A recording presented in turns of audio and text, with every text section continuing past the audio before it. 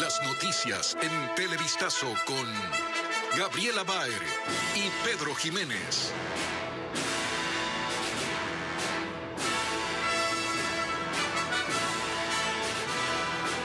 Amigos, ¿qué tal? Buenas tardes a todos. Bienvenidos a las noticias de Televistazo. Esta mañana en la Corte Nacional de Justicia se instaló la audiencia para procesar al expresidente Lenín Moreno y otras 36 personas por el caso Sinohydro. Hola, Gaby. Hola Pedro, amigos, bienvenidos todos. Los 37 acusados son investigados por cohecho. Jacqueline Rodas sigue la diligencia. Jackie, cuéntanos cuáles son los pedidos de la Fiscalía. Gaby, amigos, buenas tardes. La fiscal general del Estado, Diana Salazar, le ha dicho al juez que por la gravedad de los hechos debería dictar prisión preventiva para los 37 procesados, incluido el expresidente de la República, Lenín Moreno. Sin embargo, la ley contempla que para los mayores de 65 años de edad se pueda conceder el arresto domiciliario, pero la fiscal ha señalado que para que Lenín Moreno y otras personas que tienen más de esa edad se beneficien del arresto domiciliario, se deberá garantizar que lo puedan cumplir en sus domicilios en el Ecuador. La fiscal además ha pedido al juez que dicte la medida de retención de fondos en el Ecuador para todos los procesados y también que le autorice a realizar acciones similares en el extranjero. Según la fiscal, hay elementos suficientes para suponer que los 37 procesados recibieron 76 millones de dólares entregados por la empresa china Sinohydro como soborno por el contrato para la construcción de la hidroeléctrica Coca-Codo Sinclair. Revisemos solo algunos de los muchos montos que dio la fiscal. Por ejemplo, según ella, Lenín Moreno y toda su familia que están aquí imputados, son 6 familiares, habrían recibido $660,000. Por ejemplo, dice que su hermano Edwin Moreno recibió $350,000, su hija Irina $50,000 y a decir de la fiscal, Lenín Moreno y su esposa se beneficiaron de $220,000 a través de un departamento y la compra de muebles. Además, un monto mucho mayor, $44 millones según la fiscal, recibió el amigo de Lenín Moreno, Conto Patiño, varios de sus familiares y colaboradores de su empresa Recorsa. Además, ha dado también el monto de $1.1 millones que habrían recibido como soborno el ex embajador de China en Ecuador, Cai Rongbo, y otros 4 ciudadanos chinos que también fueron representantes de la empresa Sinohydro en Ecuador. Estos son solo algunos montos porque la fiscal ha detallado el total o casi el total de estos 76 millones de dólares que habrían recibido en sobornos de la empresa Sinohydro. En este momento ha terminado la formulación de cargos que realizó la fiscal general Diana Salazar. Vamos a un receso y al regreso de esta audiencia será el turno de los abogados de los 37 procesados que deberán argumentar sobre la medida cautelar, si el juez debe o no dictar prisión preventiva para los 37. Pedro, es lo que está ocurriendo en este momento en la Corte Nacional. Seguro, muchísimas gracias, Jacqueline, por ese reporte en directo desde Quito. El oficialismo denuncia que la oposición en la Asamblea pretende destituir al presidente Guillermo Lasso al margen de cualquier causal establecida en la Constitución. Por esa razón, según los parlamentarios, se menciona la posibilidad de una supuesta incapacidad mental del presidente y generar conmoción social. Paul Romero tiene el informe. En casi 2 meses, la Comisión Ocasional de la Asamblea que investigó el caso Encuentro, por el que la oposición pretende destituir al presidente, ha buscado las causales para conseguir su propósito. Intentó hacerlo por traición a la patria y al no encontrar elementos, proponen por delitos contra la seguridad del Estado y delitos contra la administración pública. Para el oficialismo, la comisión rebuscó causales. Las declaraciones de la asambleísta Mireya Pazmiño, absolutamente escandalosas, porque lo que dijo fue que si incluso presentado el juicio y llevado ante la Corte Constitucional, si no pasaba en ese instante, entonces encontrarían otra causal. El objetivo de algunos opositores es destituir al presidente a tal punto que proponen aplicar una supuesta incapacidad mental del mandatario, causal que no aplica para este caso, según el presidente de la Asamblea. Figuras respecto del presidente de la República y los dignatarios públicos están establecidas en la Constitución Política de la República, y en democracia hay que respetar lo que dice la Constitución. No podemos irnos más allá de la misma.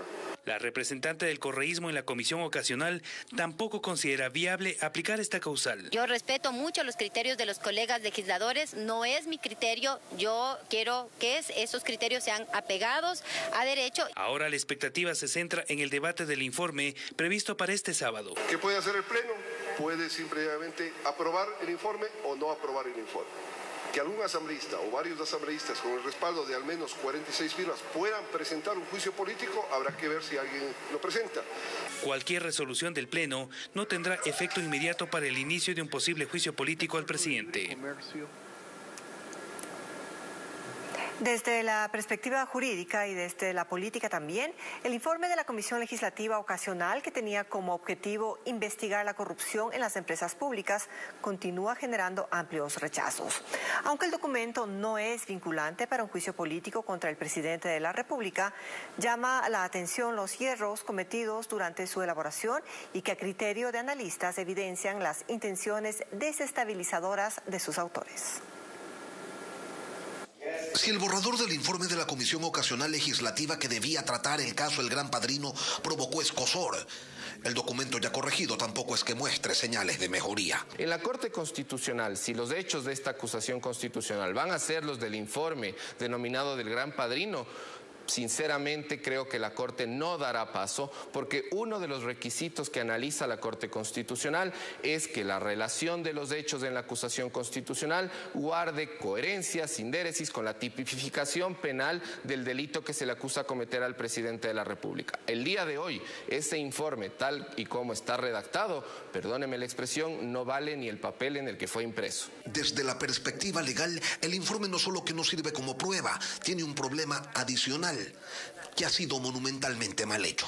Este informe no tiene la mínima connotación jurídica. En realidad se trata, y perdóneme el término, de un champús, porque mezclan indistintamente distintas conductas delictivas, hablan de distintos tipos penales, inclusive muchos de ellos contradictorios entre sí, sin llegar a señalar cuál es la actitud, el acto o omisión del presidente de la República. Este sábado en el Pleno se analizará el informe y hay quienes sostienen que, entre otras cosas, la Comisión no cumplió con su obligación de investigar la corrupción en las empresas públicas y que se dedicó a otra cosa. Si el presidente tiene que responder, que responda. Va a tener justamente la Asamblea Nacional en ese momento para defenderse.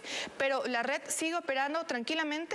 Eso no era el Gran Padrino, porque no encuentra responsabilidades, o por lo menos que la Fiscalía investigue a esos sujetos que no tienen responsabilidad política, pero sí penal ante el país. Todo eso se cae. Y que está la ausencia de sindéresis entre el objeto y el resultado, que se hace más evidente todavía la falta de investigación a una corrupción extendida que se remonta a los tiempos del correísmo y que involucraría a un legislador de la bancada que empuja el juicio político al presidente Lasso. Ni siquiera se han tomado el tiempo de abrir el Código Orgánico Integral Penal, y si por lo menos no confiamos en los miembros de esa comisión, se hubieran tomado el tiempo y la delicadeza con el país entero de contratar verdaderos asesores, pues, que puedan redactar un informe que no le dé vergüenza, incluso a los estudiantes de Derecho de primer semestre. Son estas las manifestaciones que genera el último de los productos legislativos, que mañana será presentado formalmente en sociedad, porque el show continúa. Una eventual aprobación del informe del caso Encuentro por parte de la Asamblea que recomienda el juicio político al presidente Guillermo Lasso no sería vinculante para iniciar este proceso. Este dependerá de una decisión de la Corte Constitucional. Fabiola Santana nos explica cuál es el trámite y los plazos. Que si el informe del caso Encuentro alcanza o no los 70 votos que se requieren para su aprobación en la Asamblea no es lo que importa, dice el constitucionalista Ismael Quintana, pues el documento no es vinculante para el inicio de un juicio político a un presidente de la República. Jurídicamente no tiene ningún valor. El informe de suyo no significa, insisto, que se soslaya la obligación de tener que presentar, si es que fuese el caso, acusación constitucional formal contra el presidente de la República. Explicó que para el inicio oficial inicial del proceso, un asambleísta debe presentar la solicitud con el apoyo de 46 firmas. El presidente de la Asamblea tendrá hasta 3 días para ponerla en conocimiento del Consejo de Administración Legislativa y la verificación de requisitos. Superada esta fase, el CAL deberá enviar la solicitud a la Corte Constitucional para su admisibilidad. La Corte tendrá otros 6 días para pronunciarse. Si su dictamen es en contra, el juicio político se archivará, pero si lo admite, el presidente de la Asamblea tendrá 3 días para poner la resolución en conocimiento del CAL. Ya en cuestiones de fondo, el informe tiene ciertos aspectos que merecen cuestionamientos, porque uno de los requisitos que debe reunir la petición de juicio político es que se singularice la infracción penal por la cual se quiere llevar al presidente a juicio político, y en este caso se habla genéricamente de delitos contra la seguridad del Estado. La gran pregunta que habría que hacerle a la comisión es ¿cuál? El gobierno confía en que el proceso no pasará del control constitucional. No hay ecuatoriano que se precie de conocer respecto a temas jurídicos, políticos, que no haya calificado a ese informe como un mamotreto. Pero de hacerlo, la comisión que lo trataría sería la de fiscalización, que tendría 30 días para presentar un nuevo informe que recomiende o no juicio político contra el mandatario, y el presidente de la Asamblea 5 días para convocar al Pleno. La próxima semana se instalarían las mesas de seguridad propuestas por el presidente de la Corte Nacional de Justicia. La idea es que las instituciones del Estado planteen en conjunto ejes de trabajo para reducir la inseguridad en el país. Al respecto, el titular de la Corte se reunió hoy con el ministro de Gobierno. Francisco Garcés nos cuenta. El ministro de Gobierno, Henry Cucalón, acudió al llamado del presidente de la Corte Nacional de Justicia, Iván Saquicela, y aceptó la invitación para integrar las mesas de seguridad que se instalarían desde la próxima semana. Hemos recibido ya una respuesta positiva de la señora fiscal general, la doctora Diana Salazar, del señor presidente de la Asamblea Nacional, Virgilio Saquicela. La intención es plantear una agenda con temas de trabajo conjunto, con el objetivo de reducir los índices de inseguridad del país. Propuestas normativas y trabajar aspectos o nudos críticos o problemáticos, algunas propuestas en materia de habeas corpus, en materia en general de la Ley Orgánica de Garantías Constitucionales y Control Constitucional, en régimen penitenciario, en Código Orgánico Integral Penal. De parte del gobierno, las mesas serán un escenario para abordar temas de preocupación como la actuación de jueces y fiscales y el uso de recursos legales como las acciones de protección con las que se beneficia a delincuentes. Bajar los índices de criminalidad es una prioridad. Cuando el año pasado el país cerró con 4.603 muertes violentas y un incremento del 82% de este índice en relación al 2021. Los ciudadanos requieren que todas las funciones del Estado, cada uno en sus atribuciones y sus competencias, trabajemos en conjunto por los diversos temas que les preocupan, fundamentalmente por el tema de la seguridad. El régimen también ve al acercamiento con la Corte y las otras funciones como parte del proceso de diálogo con el que se intenta sortear los conflictos políticos que envuelven al presidente Guillermo Lasso. El presidente de la República, Guillermo Lasso, participó en la firma del contrato de concesión con la empresa española Solarpack, que estará encargada de la generación de energía fotovoltaica. Esta compañía instalará los equipos en el Aromo, en 290 hectáreas de las 1.300 que integran el terreno en Manta, donde se ofreció durante el correísmo la construcción de una refinería. El jefe de Estado destacó la inversión que generará más de 200 megavatios, el doble de lo que el país actualmente genera en energía fotovoltaica y eólica. En los próximos meses firmaremos más contratos con prestigiosas empresas internacionales. Eso evidencia que ahora somos un destino muy atractivo para la inversión extranjera. Los inversores hoy tienen la confianza de que están negociando con un gobierno serio, un gobierno honesto, que cuando adquiere un compromiso, lo cumple.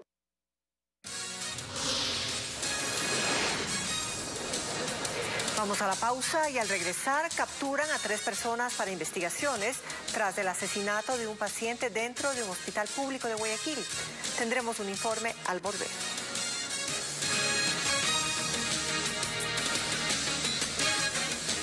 Hace poco, la policía confirmó la detención de 2 guardias y del jefe de servicios del hospital Abel Gilbert Pontón de Guayaquil para investigaciones tras el asesinato de un paciente ocurrido la tarde de ayer. Vamos enseguida con José Carlos Alvarado, que está en los exteriores del centro médico con más detalles. José Carlos, adelante. ¿Qué tal? Nos encontramos aquí en el Hospital Guayaquil, también conocido como el Hospital Abel Gilbert Pontón, ubicado en el suburbio del puerto principal.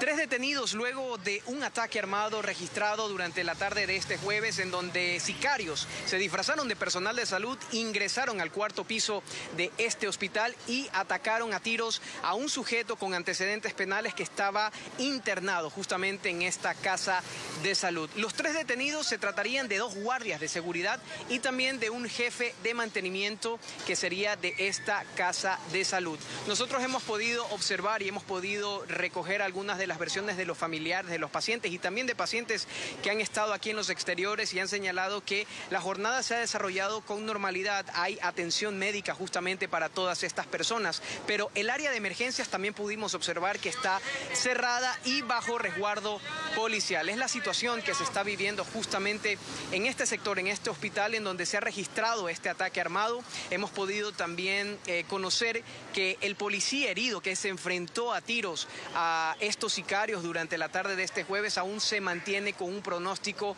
de gravedad luego de ese ataque. Es la situación que se está viviendo justamente luego de estos eventos que se han desarrollado durante las últimas horas aquí en el Abel Gilbert Pontón, en el suburbio del puerto principal. Nosotros igual en las próximas horas conversaremos con personal de la policía, con personal de la DINASET, en donde nos darán más detalles de cómo sería la relación o la supuesta relación de los guardias de seguridad y también del jefe de mantenimiento que han sido detenidos para las investigaciones con estos supuestos sicarios que escaparon en una mototaxi luego del ataque perpetrado durante la tarde de este jueves. Seguimos con más información en estudios, compañeros. Buenas tardes. Buenas tardes, José Carlos. Gracias por tu reporte. 2 taxistas fueron atacados por sujetos que les robaron sus vehículos. Estos hechos ocurrieron en Quito y en Guayaquil. En esta última, el conductor fue herido de bala y abandonado debajo de un puente. Tenemos un reporte.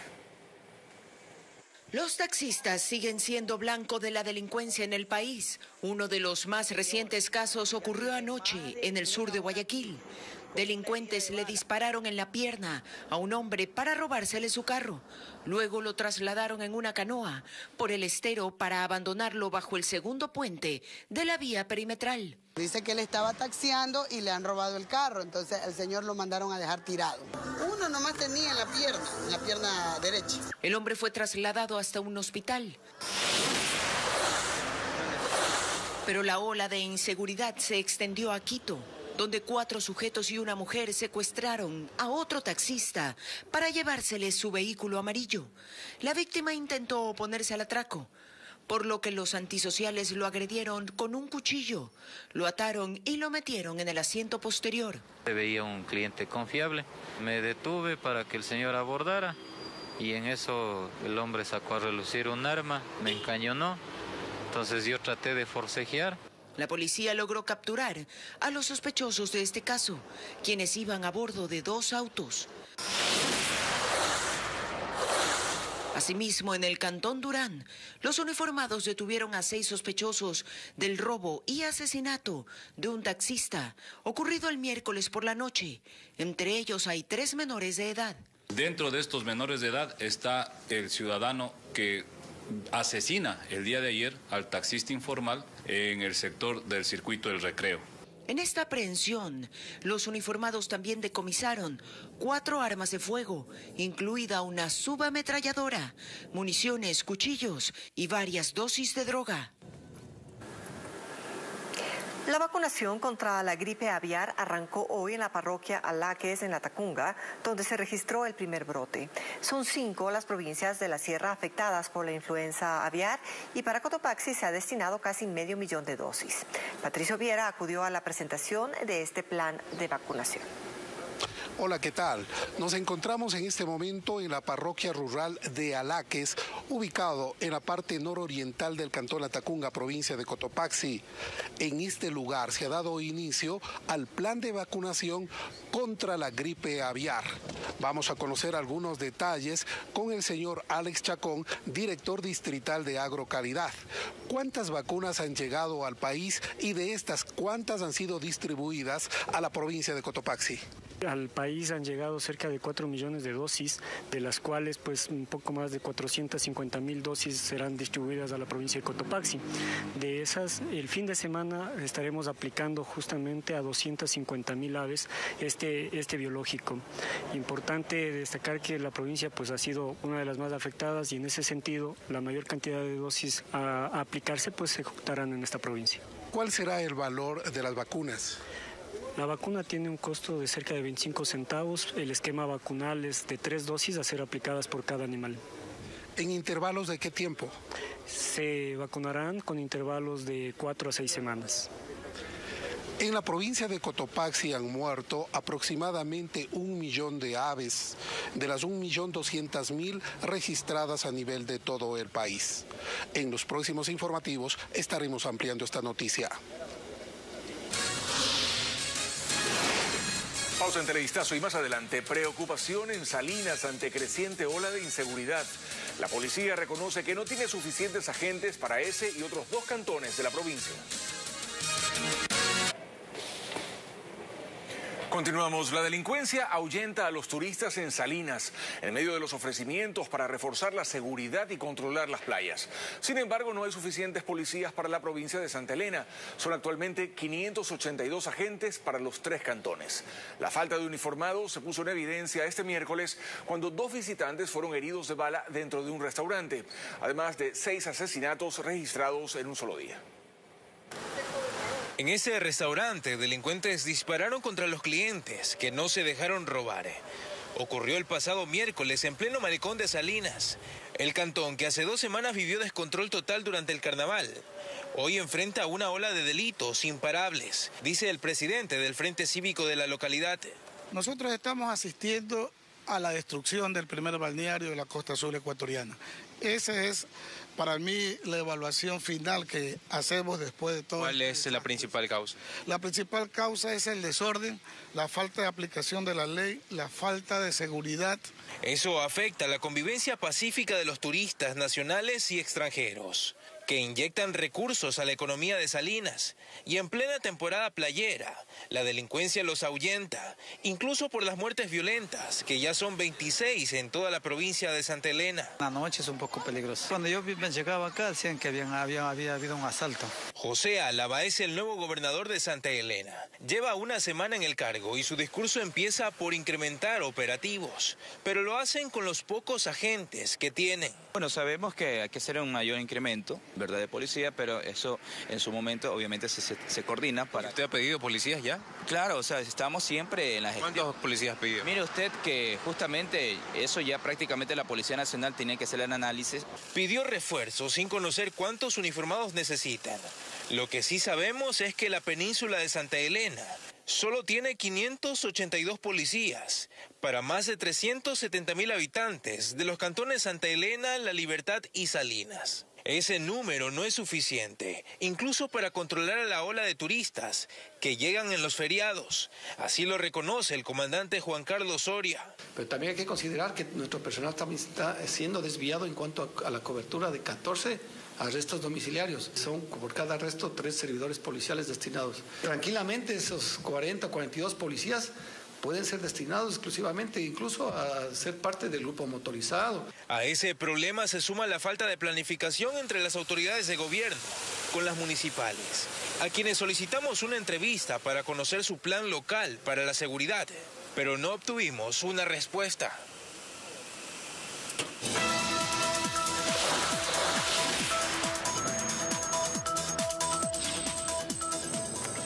Autoridades mexicanas rescataron a 79 migrantes en la norteña ciudad de Tijuana. 9 son ecuatorianos.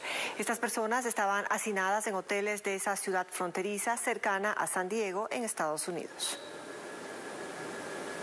El Instituto de Migraciones de México dio a conocer el caso.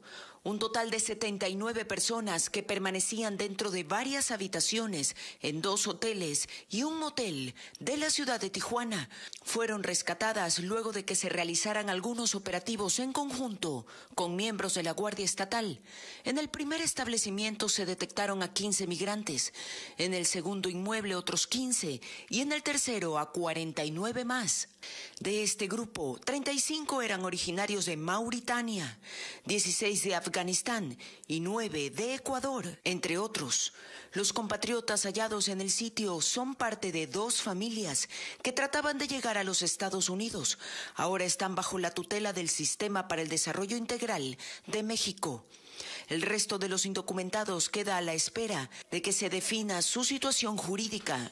México ha visto un incremento de ecuatorianos que cruzan su territorio de forma ilegal. Muchos viajan en condiciones muy peligrosas. Por eso el gobierno decidió en 2021 solicitar nuevamente visa con el fin de reducir el número de compatriotas que usan ese país de tránsito. Estados Unidos anuncia un nuevo aporte de $400 millones para la defensa de Ucrania. Ese monto estará destinado en municiones, con lo que el apoyo financiero estadounidense a ese país llega a $32.000 millones. El curso del conflicto es analizado esta tarde por el presidente de Estados Unidos, Joe Biden, y el canciller alemán Olaf Scholz en la Casa Blanca. Mientras que en el campo de batalla, la lucha se concentra por el control de Bakhmut, una estratégica ciudad en el este ucraniano. La ciudad está prácticamente rodeada, al menos eso es lo que declara el dueño de la empresa Wagner, un ejército privado de mercenarios que sirve a las tropas del Kremlin. En un mensaje grabado dirigido al presidente de Ucrania le dice: anteriormente luchábamos contra el ejército profesional ucraniano, pero hoy nos enfrentamos cada vez más a los ancianos y a los niños en este lugar. Y advierte que a los ucranianos les queda habilitado, y no por mucho tiempo más, solo un camino para poder irse de ahí.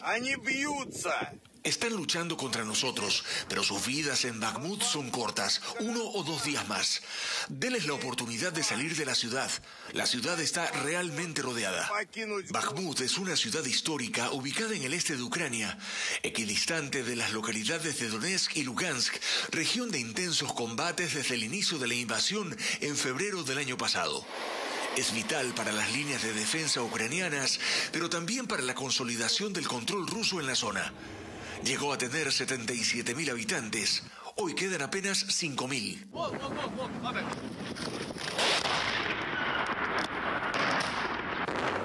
Rusia se refiere a Bakhmut con su antiguo nombre soviético, Artemivsk, y con su control será punto de partida para avanzar a ciudades más grandes como Kramatorsk. Ucrania, por su parte, continúa a la espera de la llegada de los contingentes militares ofrecidos por sus aliados de Occidente, tanto de Europa como Estados Unidos. Tanques, baterías de defensa antiaérea y municiones. El presidente de Estados Unidos, Joe Biden, recibe hoy en la Casa Blanca al canciller alemán Olaf Scholz. Emitirán juntos un mensaje de unidad frente al conflicto y los apoyos a Ucrania. Suministros que, según Rusia, solo conseguirán prolongar la guerra en ese país. En Irán crece la tensión por el envenenamiento de casi 1.000 alumnas de 50 centros educativos. Los padres denuncian que es un acto premeditado para terminar con la educación femenina en el país. El gobierno asegura que ha iniciado una investigación y que son denuncias de histeria colectiva. Los casos de niñas que repentinamente se enfermaron tras acudir a clases continúan en Irán. Los más recientes se registraron en varias escuelas el pasado miércoles. Cientos de alumnas se quejaban de náuseas, dolores de cabeza. Algunas gritaban que no podían respirar y sentían fuertes palpitaciones, por lo que sus padres denuncian que fueron envenenadas. El hecho se registró en 8 colegios e institutos diferentes ubicados en las ciudades de Ardebil, Teherán, Parand y otra en Kermanshah. Con esto ya son cerca de 1.000 estudiantes en 50 centros femeninos en todo el país que supuestamente fueron intoxicadas. Estas son cifras que reportan los medios locales, pues afirman que el régimen iraní mantiene oculto el número real.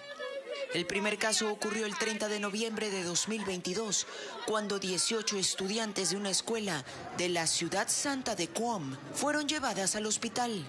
Las afectadas coinciden que antes de enfermar percibieron un olor a naranja podrida o a químicos de limpieza.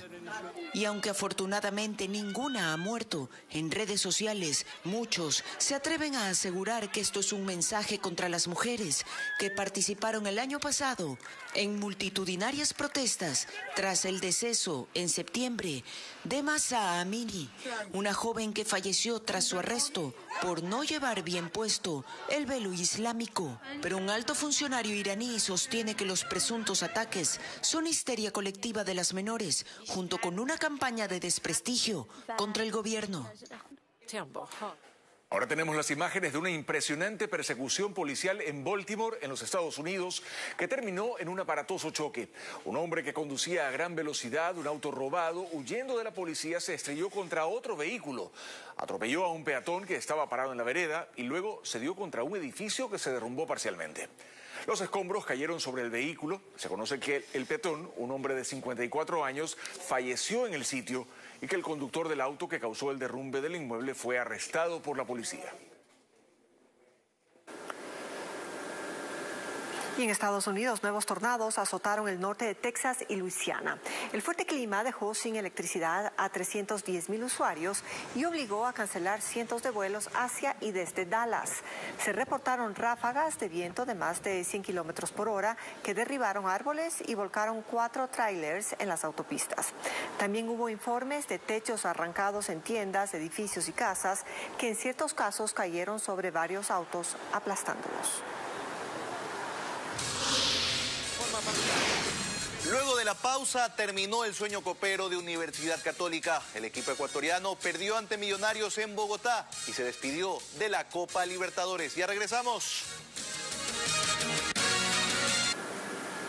Seguimos con más noticias. La mafia albanesa se ha convertido en una de las más poderosas y peligrosas organizaciones relacionadas al tráfico de cocaína en Ecuador. William Young entrevistó a Fatjona Meidini, periodista de investigación y directora de un observatorio europeo que ha seguido de cerca el desarrollo de este grupo criminal que opera en nuestro país. Y en este primer reportaje nos muestra cómo esta red ilegal llegó a Sudamérica. El poder de la mafia albanesa y su influencia en el negocio ilegal del tráfico de drogas en Ecuador se ha consolidado desde hace muchos años. Podría ser al menos 2 décadas, según un informe de la organización Iniciativa Global contra el Crimen Organizado, en el que menciona que el sentido operativo de estos grupos les ha permitido ascender en la cadena de valor en varios países en los últimos 20 años, en algunos como Italia, España, Ecuador, Reino Unido y los Países Bajos se han convertido en piezas importantes, en particular en el tráfico de cocaína. Fatjona Meidini ha recorrido varias naciones exponiendo los tentáculos de esta red delictiva y los ha seguido de cerca. Hace unos meses visitó ciudades ecuatorianas como parte de su investigación de cómo ese grupo albanés llegó a Sudamérica. Accedió a darnos una entrevista desde Tirana, capital de Albania, para hablar del génesis de la mafia que inició con el tráfico de personas en la zona de los Balcanes, en el este de Europa. Lo que tenemos son raíces albanesas del crimen organizado que están puestas en el país y en muchos países de Europa Occidental, también en otras regiones como Latinoamérica. Ellos dijeron, necesitamos entrar al mundo de la cocaína y en ese momento vieron una gran demanda en Europa. Entonces, rápidamente pasaron de distribuir en las calles a crear infraestructura para ser capaces de llevarla a distintos puntos europeos. Y cuando se volvieron fuertes, se fueron a conseguir la droga con mejor precio a la fuente. Y es así que desde Europa del Este ponen en su radar a Sudamérica, en especial Colombia, Perú, Brasil y Ecuador, con la intención de que nuestro país sea su principal puerto exportador. Se asociaron con bandas narcocriminales locales y eso les permitió blindarse y tener una cadena de distribución casi intocable, según Fatjona.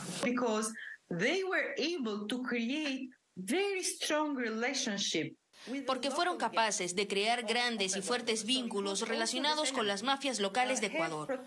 Yo sé que por esos fuertes vínculos y vínculos familiares, lo menciono porque es importante, han tenido la oportunidad de protección, no política, sino policial y judicial, por esos vínculos que han formado con mafias locales. Pero la mafia albanesa no es un grupo homogéneo. Se divide en varias redes, cada una con sus intereses. Y eso es lo que los tiene enfrentándose y ha generado asesinatos en ciudades como Guayaquil, en donde se disputan desde los precios de la cocaína en cada envío ilícito. Conflictos que han creado entre ellos. Eran representantes de diferentes grupos criminales en Ecuador y tienen conflictos entre ellos. Por ejemplo, ¿quién hace los mejores tratos? ¿Quiénes se benefician más? ¿Quiénes envían la droga a Europa con precios más bajos? En nuestra siguiente entrega les mostraremos cómo es la operación portuaria de la mafia albanesa en Ecuador y sus principales rutas marítimas hacia otros continentes.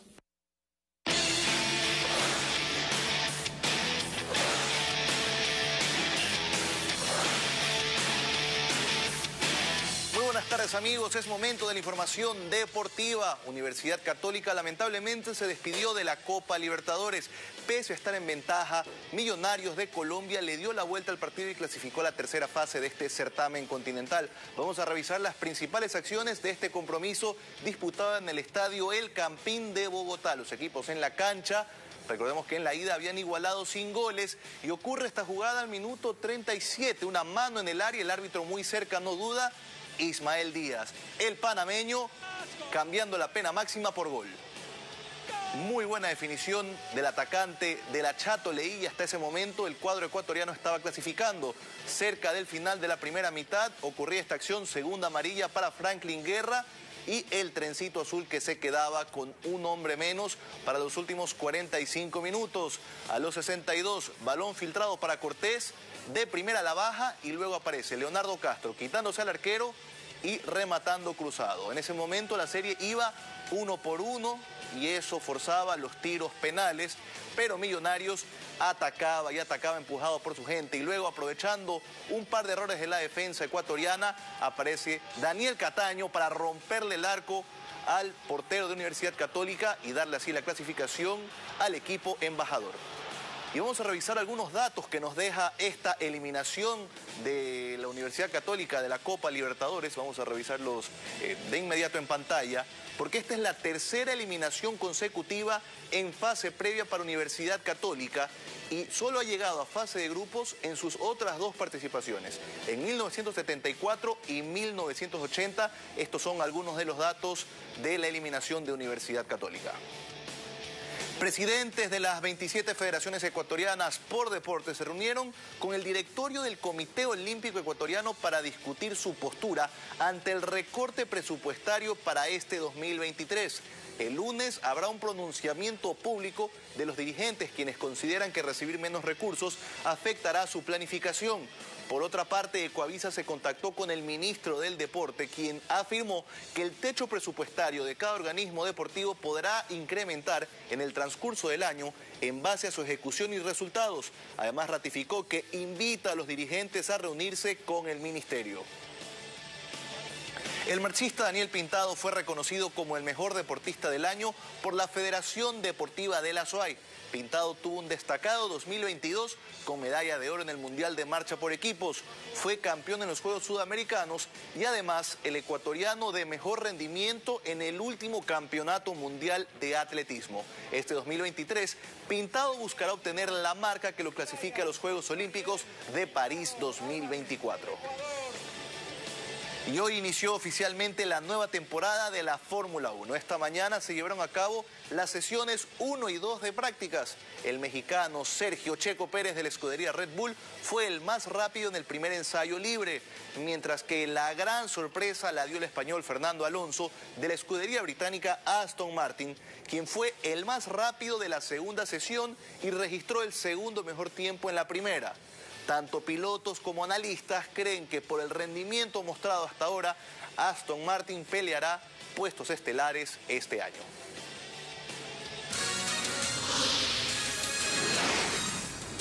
Nueva pausa y al volver en nuestro segmento Ecuaterra les mostraremos cómo 3 jóvenes reutilizan residuos plásticos y los convierten en novedosos artículos para el hogar. Ya venimos.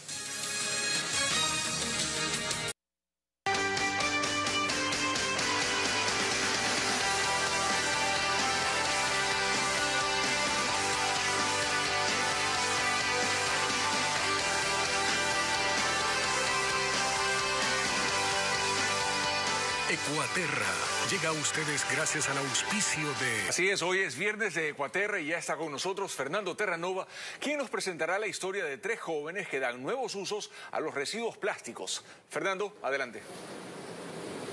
Hola, ¿cómo están? ¿Quién no tiene o ha tenido una silla plástica en casa? Son muy resistentes, sí. Tanto que pueden tardar hasta 1000 años en descomponerse.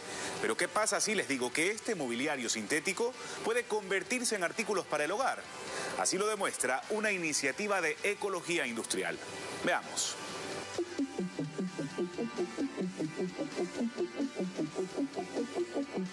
Al planeta ya no le cabe un plástico más. Como ya lo hemos expuesto en Ecuaterra, la contaminación por este material es uno de los problemas ambientales más urgentes.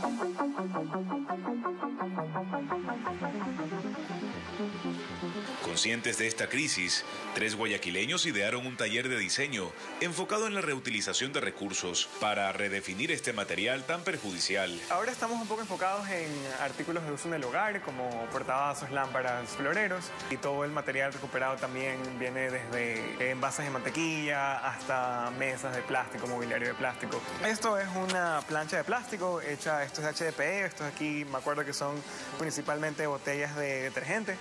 De hecho, la silla en la que estoy sentado está hecha justamente de este material. Te invito a una prueba de fuerza. ¿Seguro? Segurísimo. Pero sí que debe tener fuerza porque yo no peso poquito. Dale. Vamos. Sí. ¿Puedo saltar? Sí. Sí aguanta. Lucas es otro integrante del equipo. Bueno, el primer paso es básicamente conseguir la materia prima. Son pedazos de sillas esas que son muy comunes en casa, ¿no? Claro, estas son la silla común que encontramos en todas las casas, en todas las veredas, en todas las calles. Eso luego se tritura en un molino. Más o menos quedan como granos de arroz. Claro, ya queda como listo para que absorba calor sea en la inyectora, en el horno, en los moldes. Ahora, hay de distintos colores. ¿Por qué? Los diferentes colores se deben a que no trabajamos con un mismo tipo de plástico, sino que improvisamos con lo que encontramos. Por ejemplo, estos tonos verdes, ¿qué eran antes? Estos eran lavacaras y sillas. ¿Estos rojos? Estos rojos eran, me acuerdo clarito, era una lavacara de mi casa, también mesas de plástico. Las mesas de las picanterías, ¿verdad? Que son rojas a veces. Sí, también como unos baldes que encontramos. Hacemos combinación de colores y luego la metemos a la inyectora para que se derrita, se funda. Esculpen el plástico recuperado. No lo ven como un polímero que sale de laboratorios, sino que lo tratan como si fuera un mineral más de la tierra.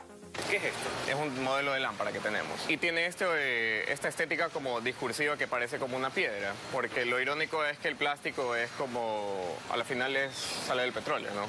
Entonces queríamos darle ese discurso de que parece como un mineral, una piedra. Es la explosión de colores lo que destaca de este emprendimiento y lo que marca la diferencia con otras iniciativas de recuperación de plástico. Todo el plástico reciclado industrial es gris. Ni siquiera negro, es gris. O sea, se pierden toda esta... Se pierde toda esta diversión de colores y todas estas texturas nuevas que se pueden crear a través de productos reutilizados. A nosotros no nos interesa ocultar la historia anterior del plástico.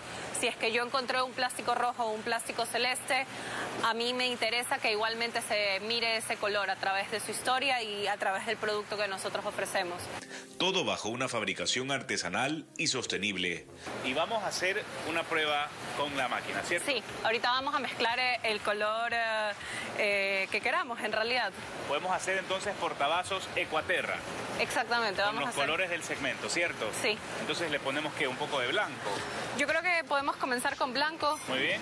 De ahí le podemos poner un turquesa. Turquesa, por ahí. Esto lo vamos a llevar a la inyectora. La misma máquina hace un proceso de calentamiento del material. Eso es como una especie de lava plástica, Claro, ¿verdad? sale como lava plástica, como una tirita que se va insertando dentro de un molde. Entonces eso va inyectado a presión. Ajá. Y sale la forma deseada. Y sale esta forma. Y ahí salió. Con cuidado porque está caliente, me dices. Sí. Está... Ahí salió. Sí. Portavasos con los colores de Ecuaterra. ¿Está bonito? Sí. Un ejemplo de acción colectiva para enfrentar desde el arte y el diseño la crisis del plástico. Este modelo circular no queda ahí, pues las piezas resultantes pueden ser convertidas nuevamente en otro objeto. Un giro de negocio sostenible que resta plástico y suma al planeta. Es todo por hoy en Ecuaterra. Volvemos con más la próxima semana. Hasta entonces. Bien, muchas gracias, Fernando. Y ahora los invitamos a todos a tomar su teléfono celular y escanear el código QR que aparece en pantalla para ir directo a nuestra página web ecoavisa.com. Junto al episodio de esta semana publicamos también una guía para que usted pueda comenzar a reciclar plástico en sus casas. Una acción que puede salvar a millones de especies marinas y también contribuir a la salud de los humanos. Envíele el link también a sus amigos para luchar todos juntos en favor del planeta.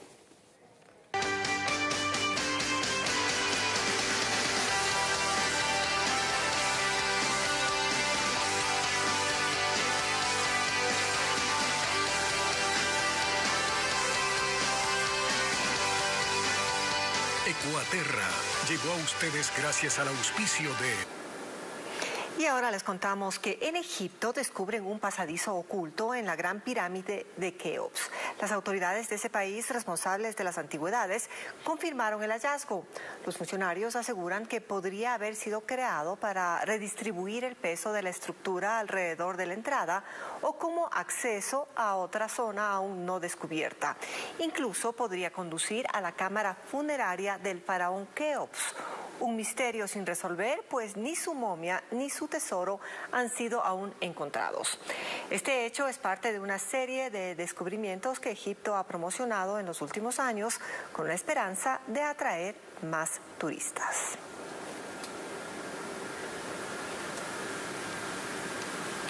Y con esto, amigos, llegamos al final de esta emisión de Televistazo. Muchísimas gracias a todos por su sintonía. Pedro. Así es, Gaby, amigos. Como siempre, las noticias regresan esta noche a las 19 horas. Sigan atentos a las informaciones también en ecoavisa.com. Recuerden, somos periodismo en todas las pantallas. Excelente fin de semana a todos.